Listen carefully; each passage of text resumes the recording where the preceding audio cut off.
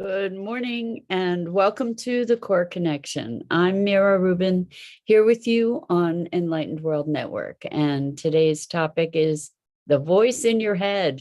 We all have that conversation going in the background, sometimes not so much in the background. And it's often giving us really negative messaging and torturing us in all kinds of ways. And today we're going to talk about befriending that voice and allowing it to use its powers for good to serve us in forwarding our current intentions. So before we get started, let's take a minute or two to get present. Let's take a deep breath in through your nose and hold it. And imagine clean, crisp oxygen flooding your lungs, flowing into your bloodstream, nourishing all your cells, all your organs, bringing vital life energy to your body and being. And as you exhale, exhale any tension, stress, negativity, fatigue. And now let's take another deep breath in through your nose and hold it. This time, imagine brilliant, bright light lighting you up from the inside out, illuminating, electrifying, and energizing all your cells, all your molecules, your electrons, creating a brilliant beam of light and energy from your heart out into the world.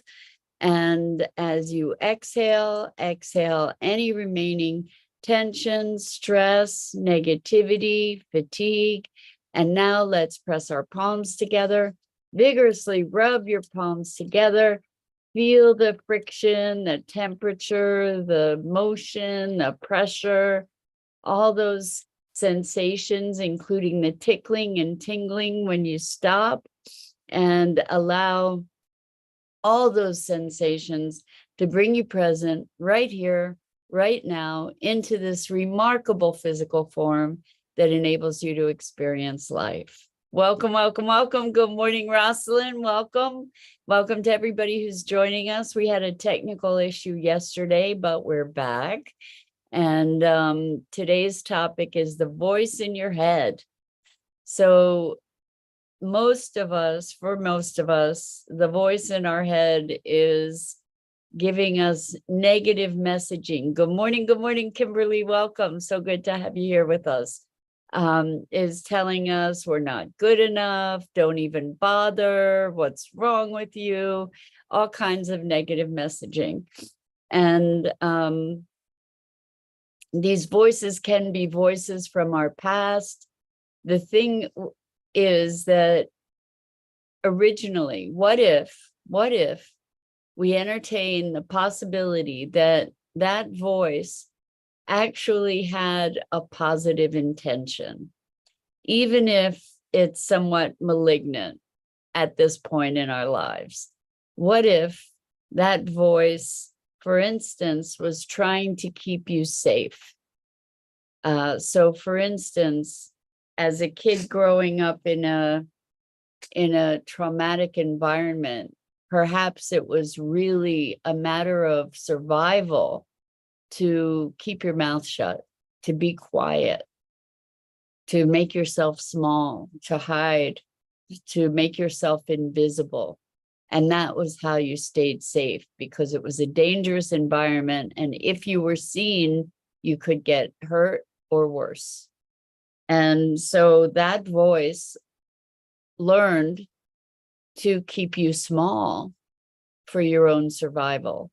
And now here you are, an adult, trying to make an impact in the world, and you still have that voice that is committed to what it thinks is keeping you safe. And the way that it's doing that is by giving you all this messaging that defeats you from any endeavors that you might attempt. And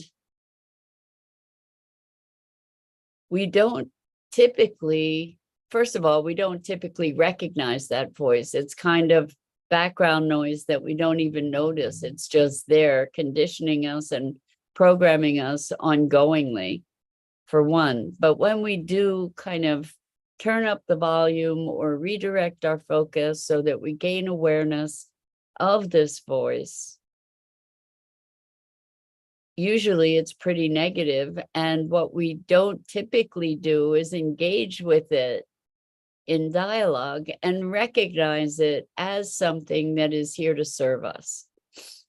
And so yesterday in my coaching group, weekly group meeting, we looked at these, we called them dragons, and taming the dragon, that when engaging in dialogue with this voice, to acknowledge it, first of all, to say, hey, you know what, I know you have a positive intention. I want to thank you for being with me all this time. And I'm wondering, what is your positive intention? You know, what is it that you've been trying to create for me?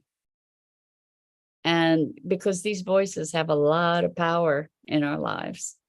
And so typically the voice will let you know what it's there for, that it's there to keep you safe, or that it's there to, well, usually it's safety and protection.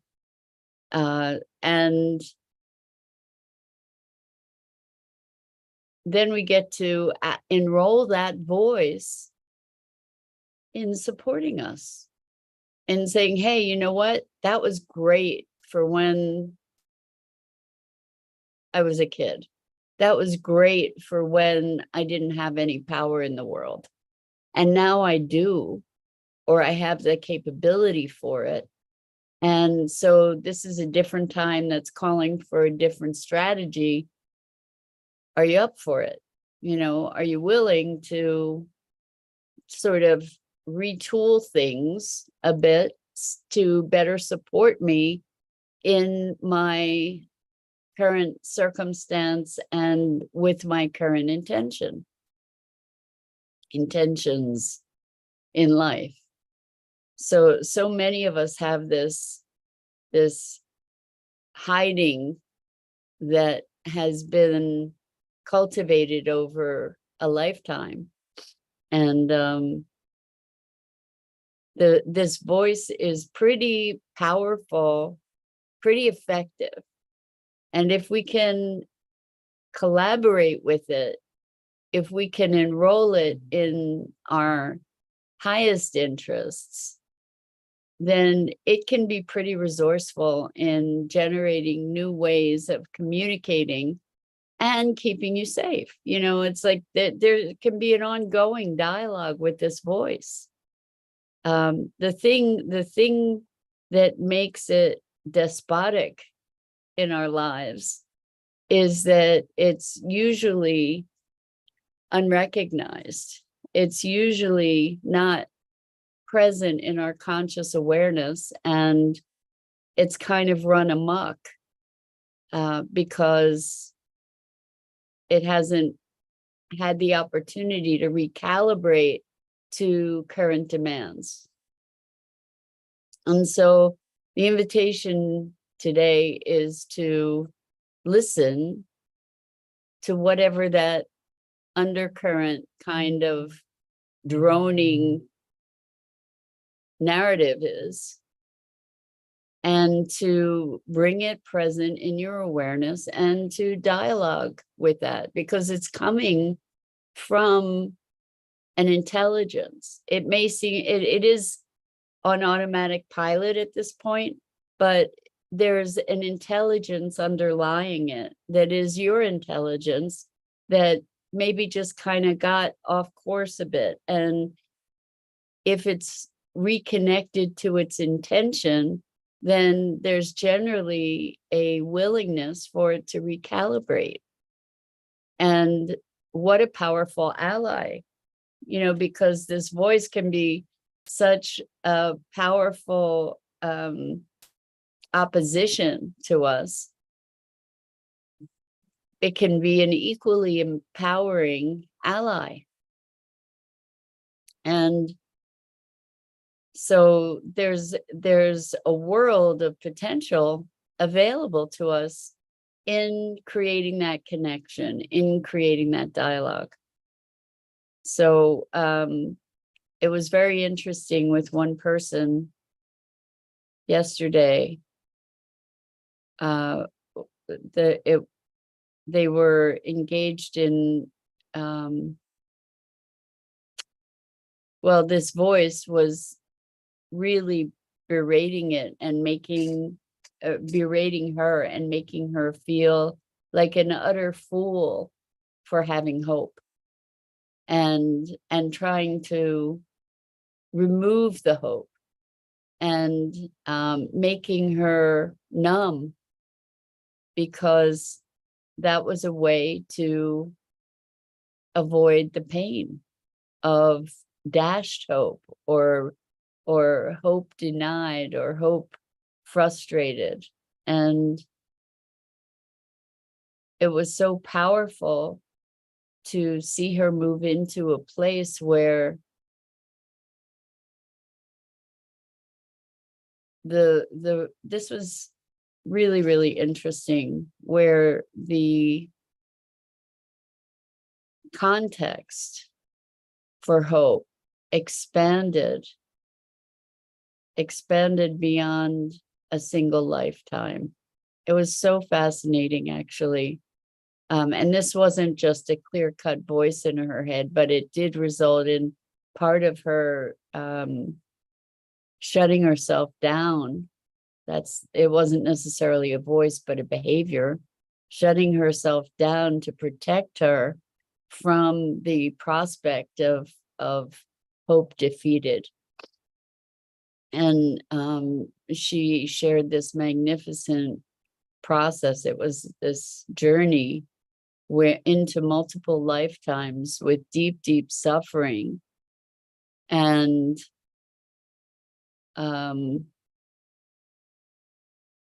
she saw beyond it. It was so amazing. She saw this tower, and this tower looked like it was indestructible. And she was chained to the walls in the tower, and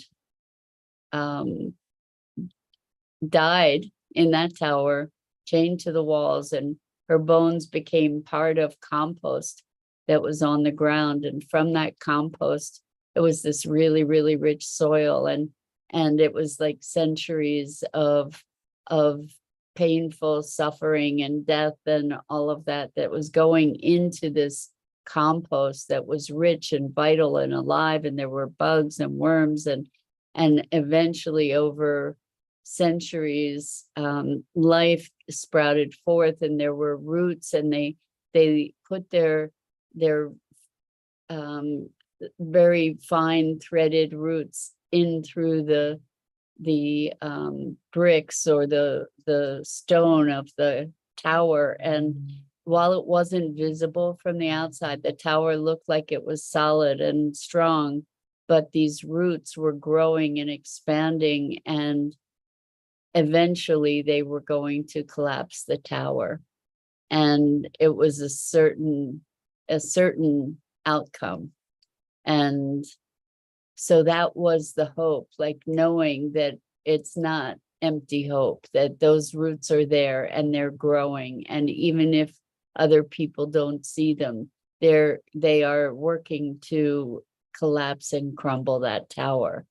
And there, as a result of that, her hope was renewed. She gave herself permission to not just, it wasn't even hope anymore. It turned into a knowing. It turned into a certainty that there would be, that this tower would fall.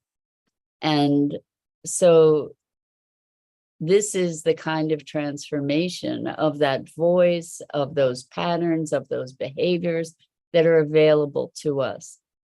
Kimberly says, I've been trying to stomp out the ants, automatic negative thoughts. Oh, that's so funny. I never heard that before. They can mentally paralyze us. Yes, they can, Kimberly. And stomping them out, so we were talking about taming dragons, and I that's this voice in your head is the dragon voice. I had originally thought of slaying dragons, and I thought, well, wait a second, that's kind of perpetuating a paradigm that we're not too thrilled with, you know, this paradigm of dominance and violence. And you might think that taming is also a thing of dominance. So maybe we want to say befriending dragons rather than even taming them. But instead of stomping out these negative thoughts, to look at them and to actually engage with them as if they had they have a presence. So as if they had some intelligence to say, okay, so what's your intention? What's your positive intention? Let's assume a positive intention from these thoughts. And if indeed there's a positive intention of what looks like a horrifically negative thought that can mentally and emotionally and even spiritually paralyze us, what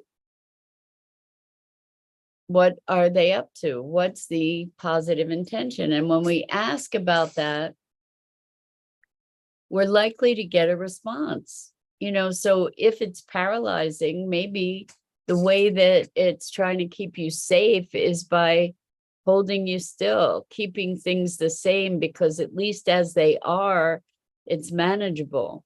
You know, there's this thing about sticking with the misery, you know. I have a client who talks about his, oh no, what does he call it? I want to say his favorite miserable, I think is what he calls it. But he hasn't talked about it for a long time because I think that they are disappearing because he is engaging with them in a way like these thoughts have a lot of power. And we could try and cut them out and purge them and destroy them and do all that kind of stuff. But what if instead, given that we're intending a new paradigm of cooperation and collaboration and unity and community, what if we enroll them instead? You know, what if we look at their positive intention? What if we get them to be on our team? What if we recognize that they are on our team and give them a better pathway to serve us? Because they're pretty resourceful. I mean, they've come up with this way to keep us paralyzed, right? Those voices. And, you know, they may be from our past. They may be from our other than conscious. I tend to believe they are. We have, we've cultivated a lot of behaviors to keep us in our lane because there's the assumption of safety there. You know, it's frightening to hope. It takes courage to hope. And I don't mean hopium kind of hope, or that is just not grounded in true potential. That's just sort of airy,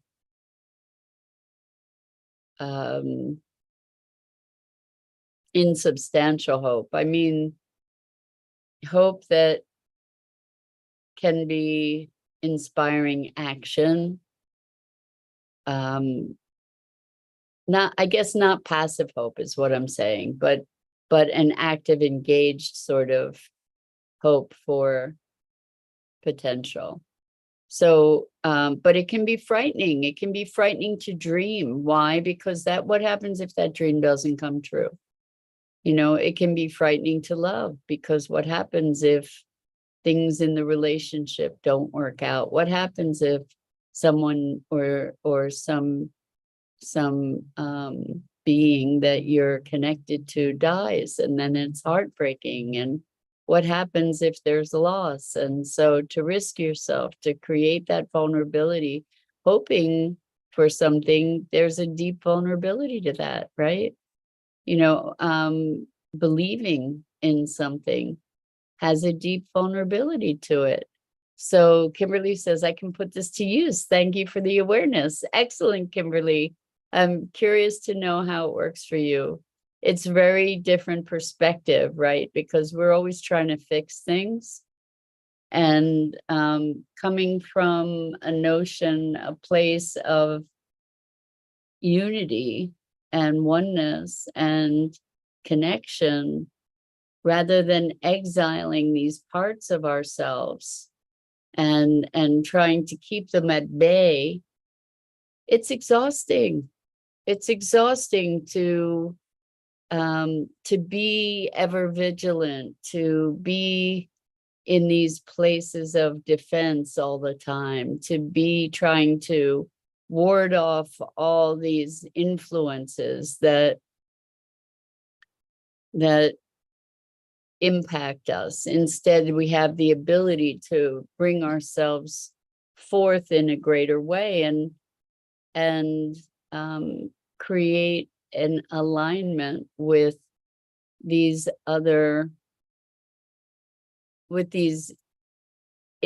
dissonant influences or dissident influences even. So Jenny, welcome.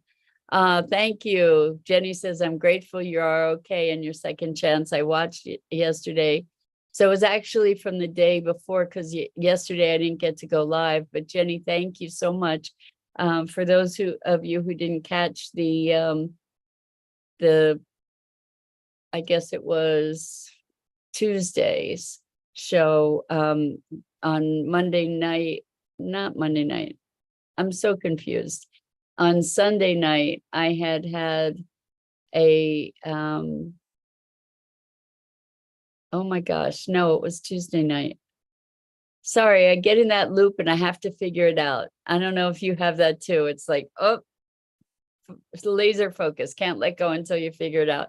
Anyway, it was Tuesday night. I had a really close call driving, and it was kind of an opportunity to look at second chances. So that's what Jenny's referring to. I'm glad you got to watch it, Jenny. Thank you. And I know you've been through so much and have experienced a major second chance, so to speak. Rosalind says, ask the voice inside, what are you protecting me from? Well, you might want to ask, what's your positive intention? Because it might not be protection. It likely is, but it might not be. And then Rosalind says, assume you don't know where it's coming from, even though you have an assumption. This process makes space for dismantling to take place. Yes, it does. 100%. You got it. Thank you for putting it in a container that is really easy to grasp. That's exactly the case. If we engage with that voice, we can find out what its positive intention is, and we can ask it to maybe create a new strategy that is more in alignment with the current needs. Because what a child that has no power in the context of a family environment needs is different from what an adult in the world trying to function among other people needs. Very, very different things. And what happens is that behavior, that voice, that messaging that was really effective at a younger age in a very different context has outgrown its usefulness and needs to just be upgraded.